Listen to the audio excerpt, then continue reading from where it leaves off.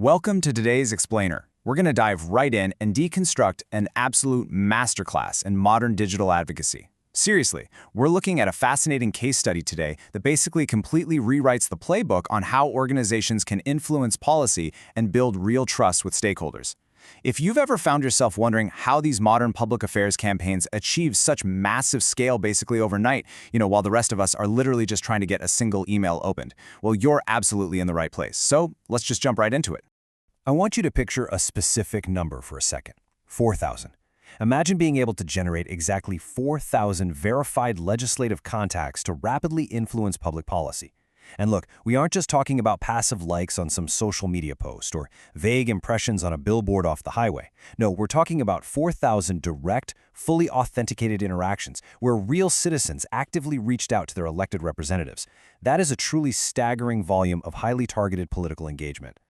Now imagine doing all of that in just 72 hours. Yep, exactly 3 days. And honestly, here's the real kicker. This whole thing was achieved without massive traditional media spends and without knocking on a single solitary door. I'm talking no boots on the ground, no cold pizza and a rented hall for a bunch of exhausted phone bankers. It was a purely streamlined digital effort that totally bypassed the expensive, painfully slow hurdles we usually see in traditional campaigning. Okay, to reverse engineer exactly how they pulled off this incredible result, we've got a quick agenda today. We're going to look at 1. The 72-hour success story. 2. Why click-to-call works. 3. The digital advocacy framework. 4. Trust and narrative visibility. 5. Measurable outcomes and authority. And finally, number 6, the Linkonize advantage. Let's get to it. Section 1. The 72-hour success story. Transforming public interest into measurable action. It's one thing for the public to just nod along and agree with your cause, but it's an entirely different beast trying to get them to actually do something about it. The crucial takeaway here is that this campaign mobilized stakeholders in literally minutes. And why does that matter? Well, think about it. Politicians and decision-makers are constantly bombarded with noise all day long. Complaints, protests, angry tweets, you name it. To actually cut through all that static, they need undeniable documented outcomes.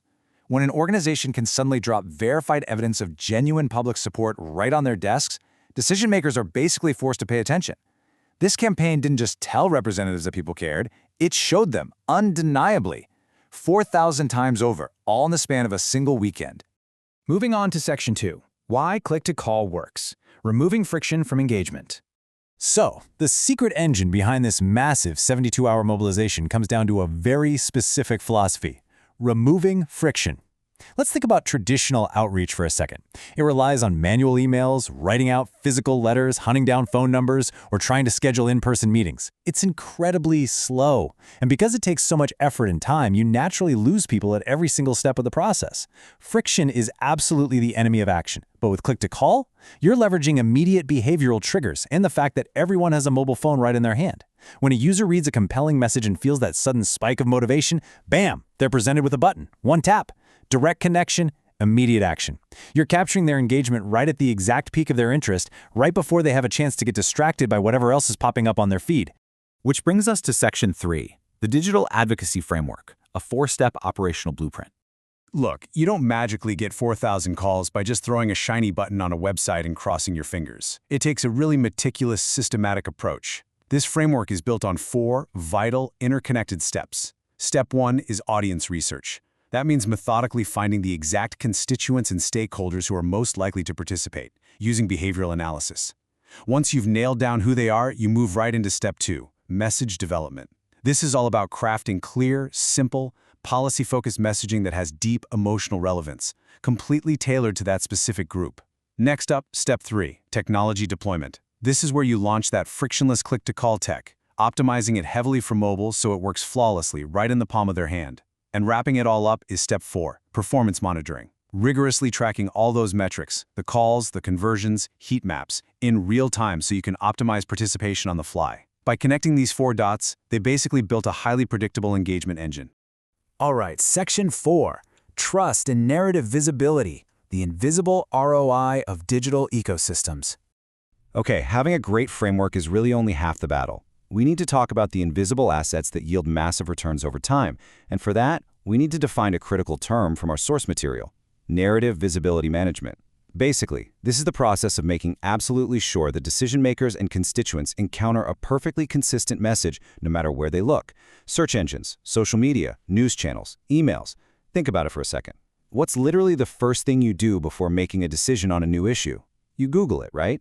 Maintaining SERP control, that's search engine results page control, means you are directing exactly how your positions are perceived during that supercritical evaluation stage. If your message is all over the place or contradictory across different platforms, you lose control of the narrative the second someone starts digging.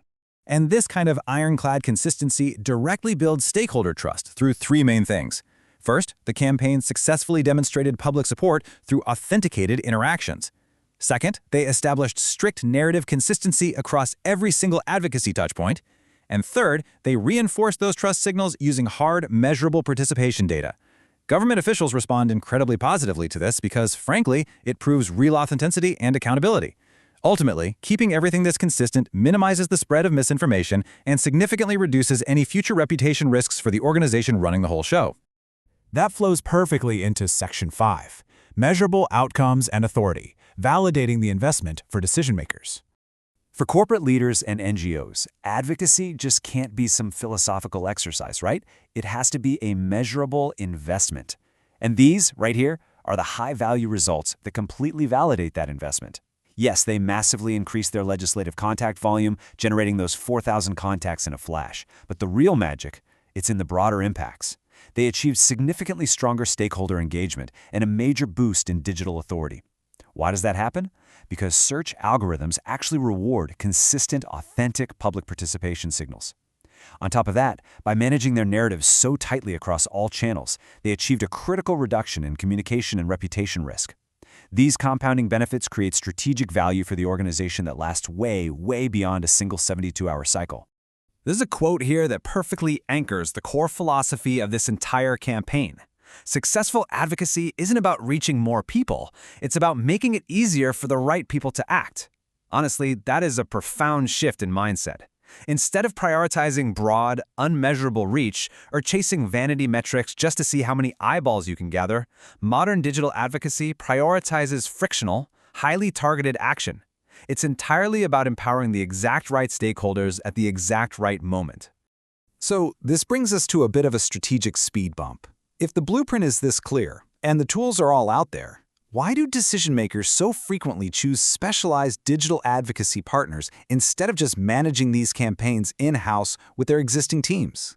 The answer is in Section 6, the Linkonize advantage, specialized expertise for complex ecosystems. Look, executing at this level requires some serious operational infrastructure. While internal corporate or NGO teams often possess incredibly deep, nuanced policy knowledge, they typically lack the technical setup and the specialized stakeholder intelligence needed to scale something like this so rapidly. And that is exactly where a partner like Linkonize steps in. They bring the exact specialized expertise required, everything from integrating advanced digital advocacy and legislative monitoring to meticulous reputation management.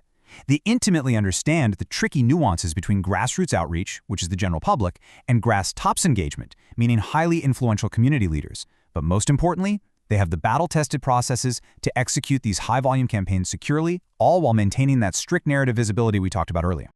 As we wrap up today's explainer, I want to leave you with a final, slightly provocative thought to consider about your own public affairs strategy. Is your organization prepared to transform passive public interest into your most powerful, measurable, reputational asset? The blueprint absolutely exists, and as we've seen from these 4,000 contacts generated in a mere 72 hours, the speed of modern influence is just breathtaking. Thanks so much for joining me today, and as always, keep questioning the systems shaping our world.